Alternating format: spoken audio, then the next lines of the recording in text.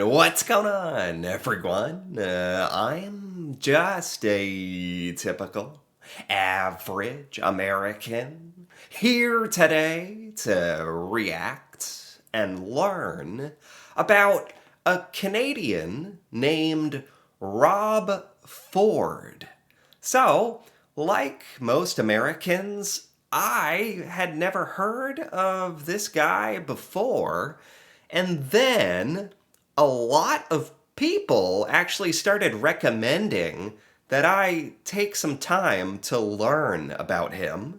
And lo and behold, I find out that there's actually a lot of stuff out there about this Rob Ford. And from what I can tell, he was the mayor of Toronto. But apparently, there's a whole lot more to it than that. So today, I want to take a look at this CBC News documentary called The Rob Ford Story. Apparently, there's an entire story here, so this is pretty long too. So let's take a look. Good evening. I'm Gillian Findlay. If you have a pulse and you own a television set, we're going to assume you've heard something about our story tonight. Oh gosh, I feel bad now. Like, am I not on the cusp of what's going on in the world? Or no, I think it's just like I'm kind of indicative of most Americans, even when there's really big stuff or major news stories that have happened in Canada. I don't know about them. So yeah, I have a pulse. I am alive, but no, never heard about this. Every media organization, certainly every late-night comedy show, has taken its stab at explaining the saga of Toronto's mayor, Rob Ford. What? Well, tonight we're going to piece it together for you in our own Fifth Estate fashion. The real story of that crack video that started it all, from one of the key players who's decided to come out of the shadows. Huh? What? What? Huh? Okay, there's way more to this than I thought. What did she say? Crack video? Like, what does that mean? That crack, like, you know how you can have like a crack detective, like a really good one? You know? Like, oh, he's a crack shot, like a really good, aim. Is that what it means? Like in a good way, or like crack? You know, drugs, cocaine. What? Don't don't tell me that's what we're talking about here. Okay. The whole tale is so sordid and bizarre, so fast-changing and unpredictable, no one knows where it's going to end. But it's a tale that has rocked this city to its core. Okay, you got me. You got me on the edge of my seat. This is not what I was expecting.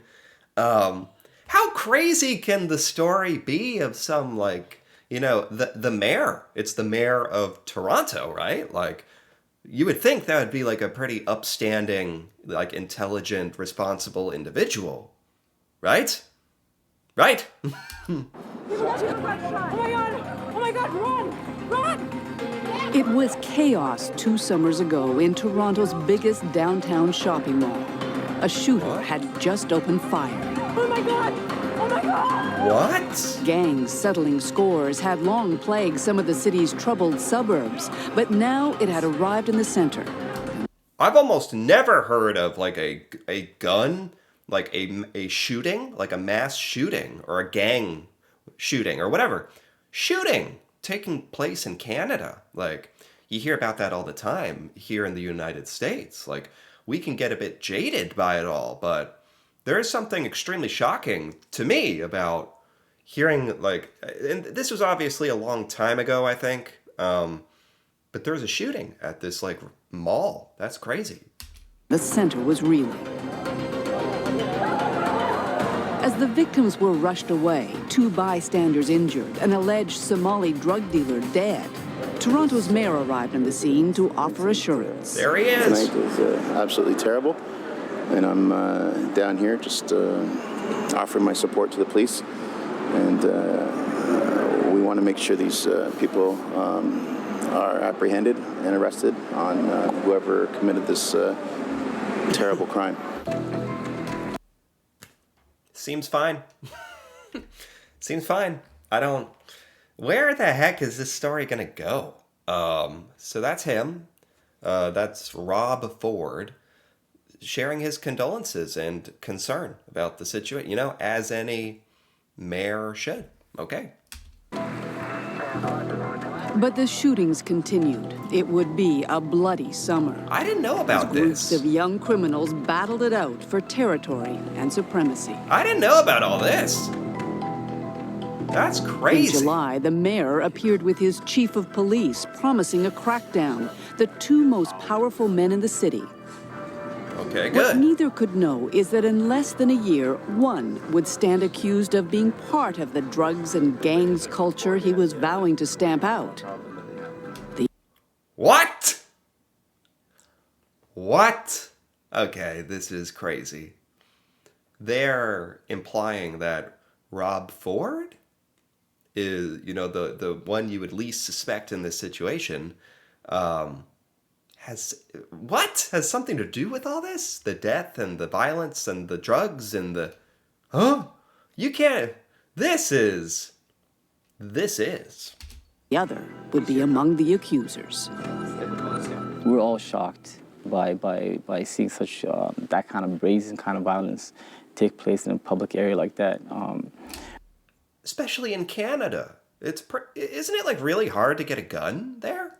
The mood was, we knew it was not good. Mohammed Farah is a community organizer in one of the neighborhoods often associated with violence. Dixon, it's called, home to thousands of Somali immigrants. In a tough place, Farah has earned a reputation as a peacemaker.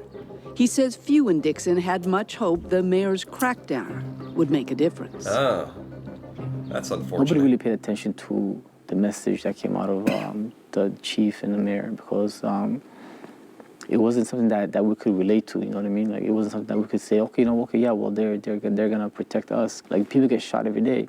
They didn't. Sure.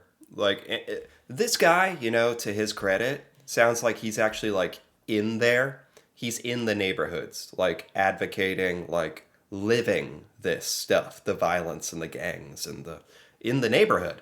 Whereas it can be frustrating to, like, look at, and not just in this situation, any situation, to look at, like, politicians or, like, police chiefs get up on TV and be like, we will not stand for this. We are going to, I know exactly what's happening here. I understand every avenue and how to fix it. And it's like, no, you don't.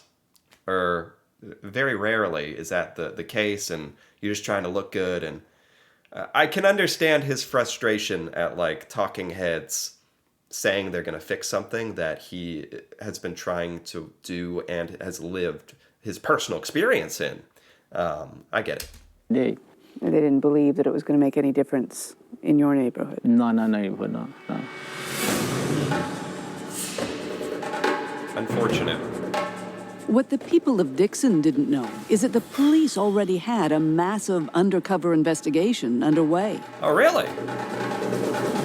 Watching some of the neighborhood's most notorious suspects, listening in to thousands of conversations via wiretaps. Oh, God. You got to remember, it is Big Brother. It's the government. It's the man. And, yeah, they're listening. Okay. It sounds like they are trying to do something, if not listen to people's pizza orders on their phone, or hopefully more valuable information than that. The operation would later be revealed as Project Traveler, and what police heard on those wires would implicate dozens in the community. Oh, wow. But also eventually reach high into the corridors of city power, What? right to the office of Toronto's mayor. What? But all that would So his own investigation, or him and the police chief, led to them finding about him? What? is yet to come. That summer of 2012, Rob Ford was confidently telling the city he was a guy to clean it up. This is definitely, like I said before, the safest city in the world. I encourage people to come to the city, to go out, stay at our hotels, eat our... I mean, he seems like a nice enough guy. Like, before we get into the horrors of his crack-fueled story or whatever, I'm kind of curious. Like, do people like him? Or, like, did they like him, Rob Ford? Or maybe you still do. I don't know how this story ends, but, like, he was obviously elected the mayor of the biggest city in Canada, right? Toronto? So, obviously he had a lot of redeeming qualities that people liked about him. Our restaurants, go to our museums, catch a game at the Rogers Centre, and the people that live in the city go about your lives like you do every day. A boat. Rob Ford City has never been the downtown core. His support has always flowed from the outlying suburbs, from the immigrant communities like Dixon, but also from the leafy streets of places like Etobicoke, where he grew up. Oh, I can't say I know where any of these places are, but he's a man of the people. He's a man of the people. He even does crack like the people. Okay, I'll stop. As teenagers, he and older brother Doug were known as the party guys. Rob still remembered as the go-to kid for drugs. What? Oh, I smoked it with Rob. Probably smoked marijuana or hash 5 or 6 times. This man was a... I mean, let's get something out of the way here. Like, what, they smoked marijuana or whatever? Who cares, right? Like, and even in Canada, it's illegal. Maybe it wasn't legal at the time. I don't know. But that's like probably the biggest, like, okay, they smoked marijuana or whatever, in their basement or whatever. Like, fine, maybe not the first thing that you are hoping to hear from your mayor. But at the same time, it's just like sort of you could argue that's sort of like a typical experience a lot of people have had. high school friend of Ford's. Now, the fact that he was the one supplying the drugs, that's not so typical, to be fair.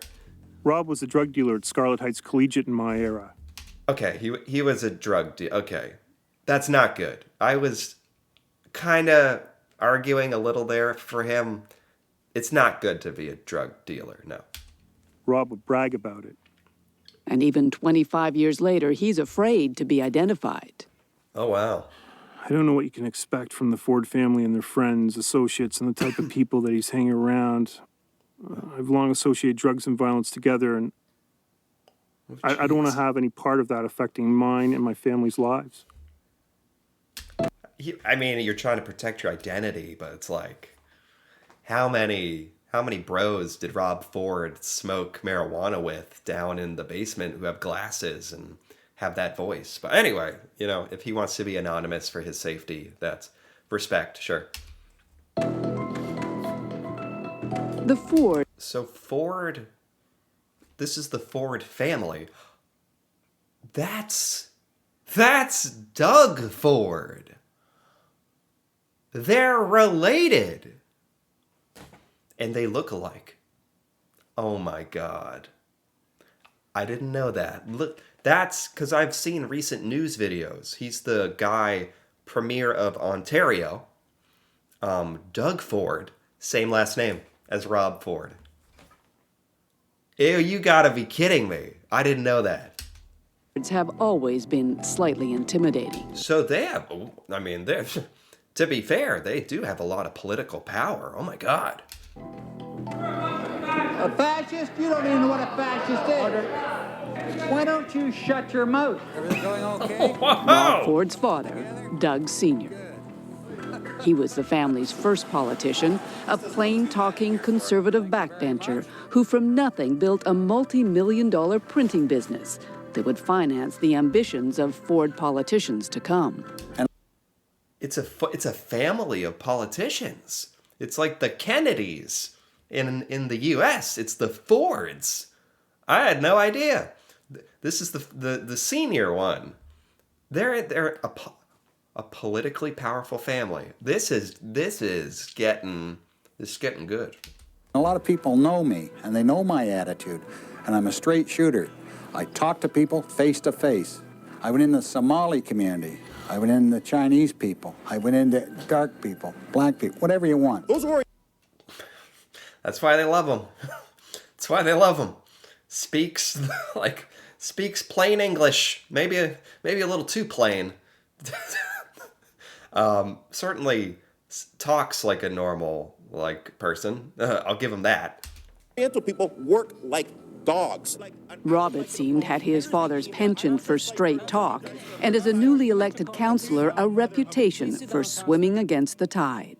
It's a matter of legion that there were countless votes of 44 to 1, and Rob Ford would be the outlier with the one vote in opposition to everyone else. Oh wow! John a rebel. Parker sat on A rebel, bit of a rebel against the machine. City Council with Ford and later supported him for mayor. What he revels in is the image of a battler who sees the bureaucracy, who sees the enemy out there, who sees the lefties, who sees the bicycle riders, the bean sprout eaters, and he's doing his best to represent the interests of ordinary folk against all those, as it were, elites who seem... Am I the only one getting distracted here by the vernacular? Bicycle riders? What a low blow. Can't even ride your bike anymore without being slandered. Bean sprouters? I don't even want to know what it all means. To be in positions of power and influence and authority in a city like Toronto. A battler on council, he had a pretty rough and tumble private life too. Oh. In 2006, a drunken Rob Ford was removed from a hockey game after calling a fan a right-wing commie bastard. God. Oh, man. I mean, he's just like you and me. What's the problem? Drunk at the hockey game. I mean, he's just like your typical average Canadian, right? Maybe hold off on the name calling and the slurs though. Asking his wife if she wanted to get raped in Iran. Okay, that's not funny. Like talking about someone's wife and getting raped. He was a politician at this point. Saying stuff like that. See, I understand the idea of a likable, down-to-earth person who's just like you and me and talks normally and not like a calculated politician and actually understands what real people think about and care about. That's good, but that doesn't give you, even if you're all those things, that doesn't give you the right to be an a-hole. It's not a good quality no matter how you cut it. The couple complained Ford at first denied even being at the game. He later apologized. All I can do is say I'm sorry. I've said that, and I sincerely mean it. And I don't know. He was obviously very drunk, but that's on him. Going out in public, getting very drunk. And then saying stuff that, he's taking accountability, but that's, especially that last bit about the wife, that, should rub anybody the wrong way. Just got to keep doing my job. Sound familiar? When a story went round that he'd once been arrested for drunk driving in Florida, Ford insisted that hadn't happened either. Oh my God. When reporters found proof, he had to admit the DUI and that Florida police had also charged him with possessing marijuana. I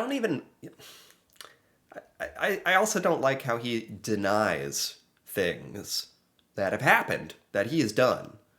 And then when proof comes forward, he's like, okay, I'm sorry. I don't like that either. That's nah. I entered a guilty plea for failing to provide a breath sample. In 2000... it would be more respectable. You even from a politician's standpoint, you would think it'd be more strategic to just admit it. I got pulled over in Florida, drunk. Hi, I did it. and I'd do it again. It's like, no, don't say that. But, but just, admit humans make mistakes. Do you want your representative being such a flawed human, making so many mistakes? No, but, people can make mistakes and do drugs and have flaws and get drunk, and that's okay. It's okay to make mistakes and do things but yeah, at the same time, that doesn't mean you get the privilege of being in the government and making important decisions if you're going to continually act like that. 2008, though, the allegations turned darker. Police were called to Ford's home. Darker? His wife was accusing him of assault. There's no secret. Our family's had some trials and tribulations, and I just gotta weather the storm and keep moving on. So this just gets worse and worse. Was this just alleged abuse, or was it proved? Because that is an important distinction. The charge was eventually dropped, but the family's trials continued. Okay. His sister was publicly revealed as a recovering heroin addict. Whatever. And again, recovering. Nobody wants to be addicted to drugs. Nobody wants that. That's nobody's plan in life when they were a kid. So I have a lot of sympathy for that. And if his sister had that problem and is now kicked it and in recovery, that's not necessarily, that's not a bad thing. Good for her. But same time, a lot of things that Rob has done here clearly that are indefendable at this point. For personal turmoil that may have caused, in public, Ford advocated a get tough policy on drugs.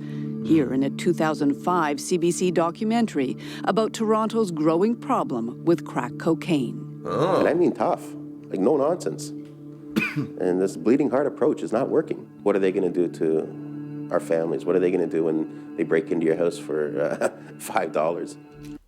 I've never heard of Toronto being associated with crack cocaine or that problem, or is that a thing, or maybe that was a thing, I guess? If it's as highly addictive as everyone's saying, they'll go crazy for it.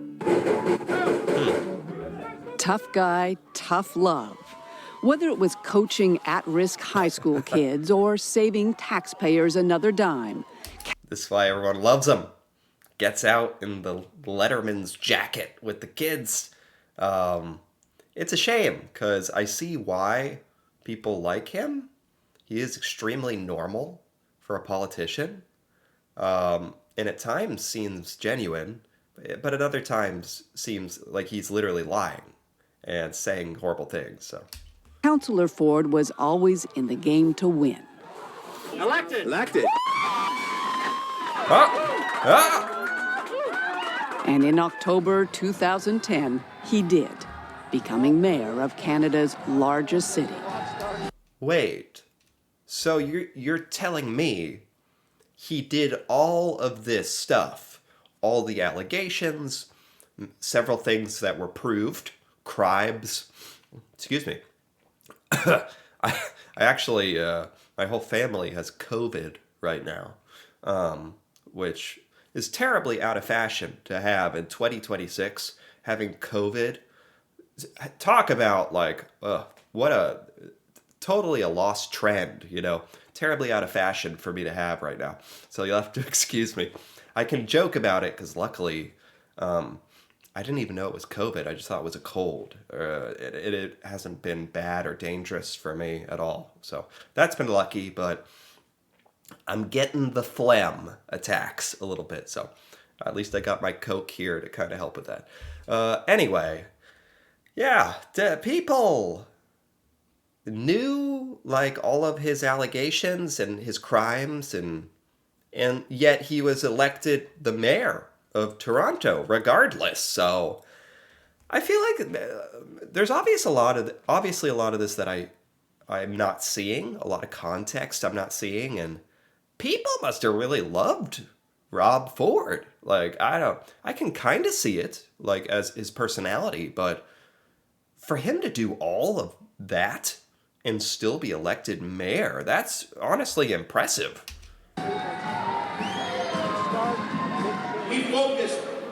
watching taxpayers' money. And we're going to put an end to the gravy train. Huh.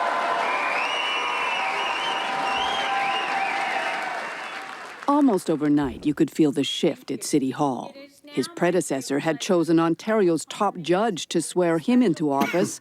As his special guest, Rob Ford chose this man. Well, actually, I'm wearing Pinko for all the Pinkos out there that ride bicycles and everything. I thought I'd get it in. The mayor is now stepping on. What? This is a circus. You can't make this up. What's happening? Onto the scale, no pineapples, and... Scale? I haven't seen in fact, exactly 330 pounds of fun. Never a natural in front of the cameras, it's clear in those early days the new mayor was trying, courting the media with his public efforts to lose weight. I weighed at 329, sorry.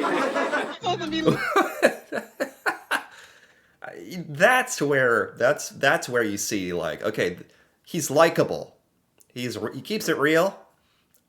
Maybe a little too real. But okay. But somehow he's going into like some burger joint.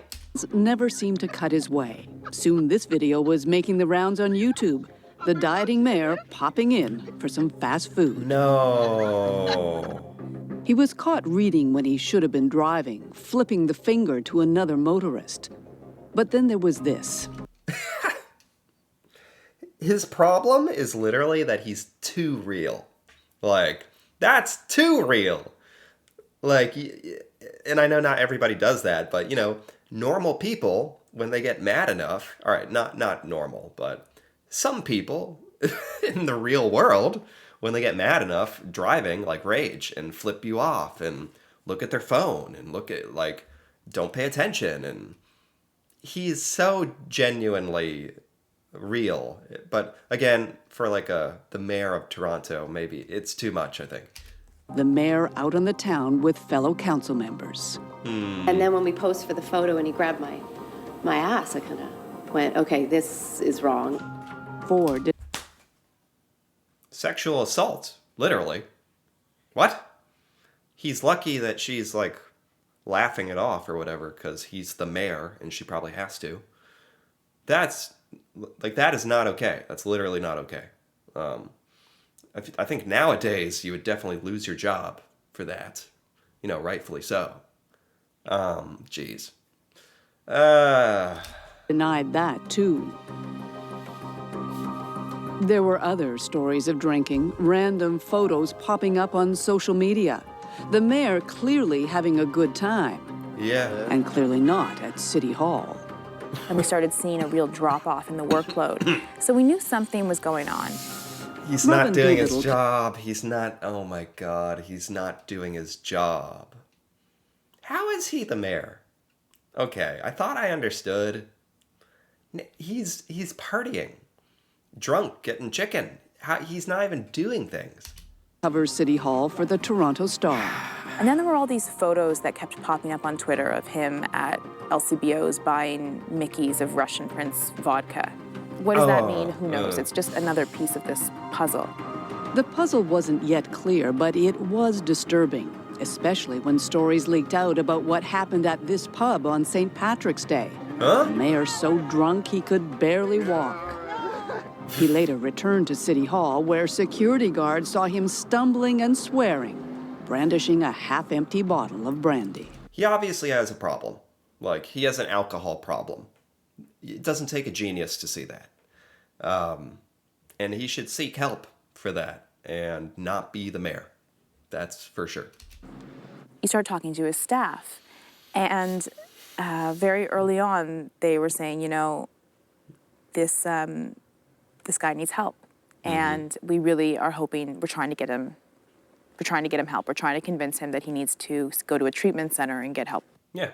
It doesn't appear he took the advice. The Star's next big headline, Toronto's mayor so intoxicated, he was asked to leave a charity ball.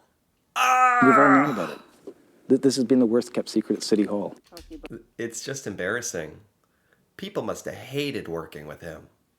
Like, I'm guessing he could be the nicest guy ever and a really cool guy, but also insufferable and drunk.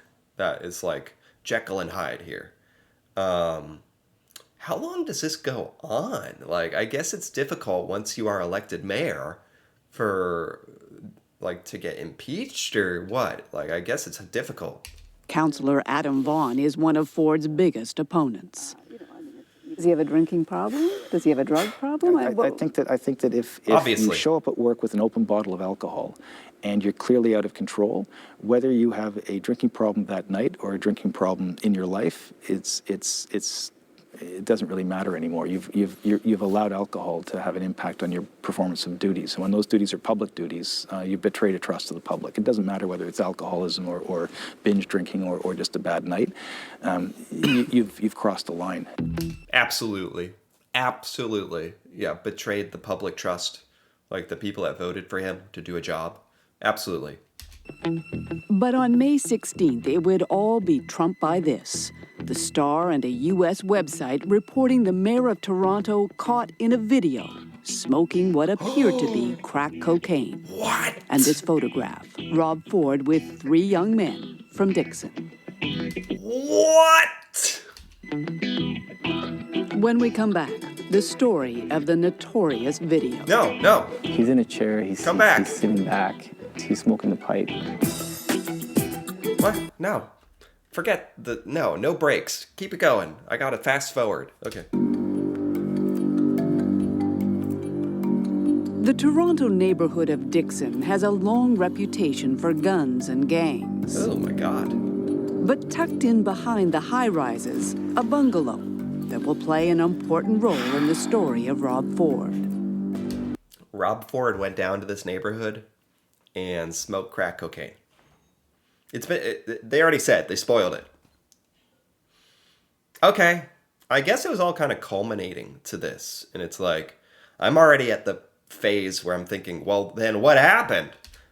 I heard his name come up as someone that kind of hangs out or once in a while comes there, drives through and watches a hockey game, has a few beers, jokes with these, with some of the guys in the house.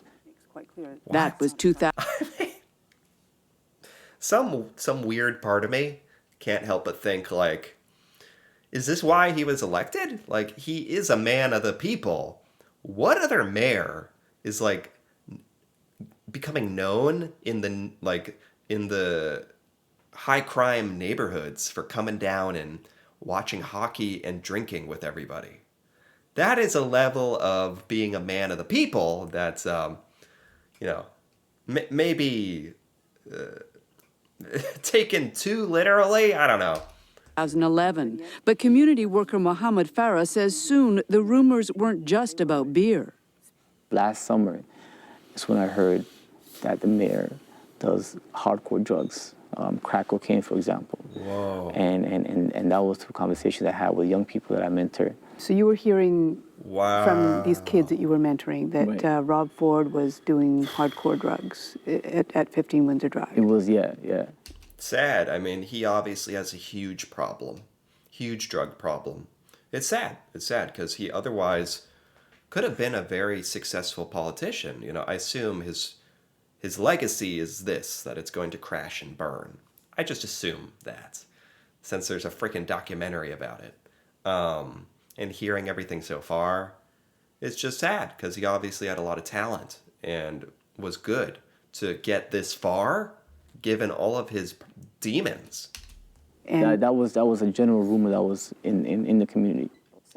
And then one day last January, a young man approached him with something very specific. So he showed me one video of Mayor Rob Ford, and when I seen that video, it was pretty shocking. I think I was taken back by it. You are one of the very few people who has actually Right. seen this video. So Right. can you describe what you Describe it. Describe it. He's in a chair. He's sitting back. There's a person off camera asking questions. And in between answering questions, he's smoking the pipe. Okay. Yeah. It was Like that? Easter Like morning that? when Toronto Star reporter Robin Doolittle got a call. I got a phone call around 9 a.m. from a young man, and he said he needed to speak with me urgently, and he was very nervous. He said that he had a video of the mayor Wow. of Toronto smoking crack. Mm-hmm. I mean, you got to think. So when was all this? Did they say 2012 or after the iPhone, and therefore, like when there were camera phones on your camera, COVID brain, cameras on the phones, like mobile phones, and he should like have known he'd get filmed, or eventually, maybe not. But then again, like crack addicts probably aren't known for like the most deductive thinking. And okay. Was this somebody you knew, it had previous encounters with? No, I had no idea who this person was, but there was just something about the tone of his voice that it sounded sincere. Okay. So Doolittle asked the man for a meeting. In its coverage of the story, the Star describes the man as the broker, his identity secret. We can now reveal the broker was none other than Mohammed Farah. Tonight, telling his story publicly for the first time. Wow. Mohammed, why are you doing this interview? He brought the incriminating crack video forward of Rob Ford. This guy. People need to know the truth. I think people need to know what happened from the beginning of the story, tell what's going on right now. I think I'm in a person that could fill in those gaps. Why did he, so he comes to you, he says he's got a video. Right. What did he want you to do with it? He made up his mind that he wanted to sell the video at that time. But he said, look. Oh, his friend took the video to him, to Mohammed, and wanted to sell it to the news or something. Okay. I want to get married. You know, I have a girl. I do love her. She's not happy with having. She wants to have something more concrete for her future, and I feel like I need to leave the city to start over again. Farah won't name the man who showed him the video, but the Star reported it was Mohammed Siad, an alleged Dixon gang member and drug trafficker. Poor guy just wanted to move out of drug town with his fiancée and get married. It's kind of sad. In the beginning, Doolittle was confused about what the two men were really after. Initially, they were talking about doing this for altruistic reasons. They want this story out. This is important. The mayor shouldn't be doing this. He's exploiting these young people. And then on the other hand, saying, well, we want $100,000. Yeah. The story wasn't about... from the kindness of people's hearts only goes so far. It's like, part of me actually doesn't blame them for like wanting to sell the footage, even though the public should see it. Because it's like the news agency is going to make a ton of money off that coverage anyway. I don't know. Call me a man of the people as well. Get your money. To pay that, especially since their reporters hadn't even seen the video. And so Farah arranged another meeting. So we're sitting in this plaza. It's about 10 o'clock at night, in and around 10 o'clock. And he picked us up. He said, leave your cell phones and your bags in your car and get in this car. Oh my God, it's kind of scary. He drove them to the parking lot near the Dixon high-rises. And another young man came and sat in the back, and he had scabs up his arm, and he looked very nervous. He pulled out a cell phone and didn't want to talk, just wanted to get down to business. So what did they show you? This is dangerous. The second that the phone turned on, it was obviously Rob Ford. He's wearing a white button-up shirt that's kind of got short sleeves, and it's hanging open by the chest, and he's obviously completely out of it. The mayor says, yeah, just Justin Trudeau's a fag. And around this point, he holds up what's in his hand, and it's a clear tube. And then in the other hand, with a lighter, he cooks it from below and inhales and exhales, and smoke comes out. And he was clearly kind of cooking it from below, like a crack pipe, as opposed to curling it around like a marijuana pipe or a tobacco pipe. Caught in HD. High resolution video footage. Maybe not. Maybe it was like crappy flip phone footage, but he's caught. And then it ended. A phone rang in the video we were watching, and the mayor looks directly at the camera and says, that better not be on. And then it goes black. It's funny how he was out of it, but he was with it enough for like self-preservation to be like, that better not be on, you know, or however it went down. The negotiations with the star went back and forth for a month. What the reporters didn't know is that Farah had also shown the video to the American website Gawker. Oh. When it looked like the star was backing away from the negotiations, Gawker moved in, and on May 16th, the story of Toronto's crack-smoking mayor went viral. Whoa. Okay. Holy cow. Yeah, whatever time period this happened in, it sounds like it was almost over 10 years ago or whatever. Anyway, I never heard about the Toronto crack smoking mayor. Didn't reach me, but I guess in some parts of the U.S. or for some people, maybe they heard about this. I don't know. I've never heard anyone talk about this ever, but it's been a while. Now, I think most Americans, definitely around my age, don't know anything about this story at all. But this is crazy. And that's kind of the setup for maybe the downfall? I mean, how do you come back from that, right? How the heck do you come back from that? He's come back from everything so far, you know, from things I wouldn't think you could come back from as a politician. But we're about halfway done with this documentary. It's fascinating. Never in my wildest dreams did I imagine his story would be this. This is truly insane. Oddly riveting as well. Tragic, to say the least. But I'm going to stop here for now and continue the second half of this next time. So, wow. If you enjoyed this, feel free to give this video a like or leave a comment with your thoughts on the Rob Ford story, especially if you're Canadian. If you know about this, you remember this, that'd be cool to hear about. And if you're interested in more videos like this, me reacting to Canadian things that I've never seen before, feel free to subscribe for more. And until then, thanks for watching, and see you next time.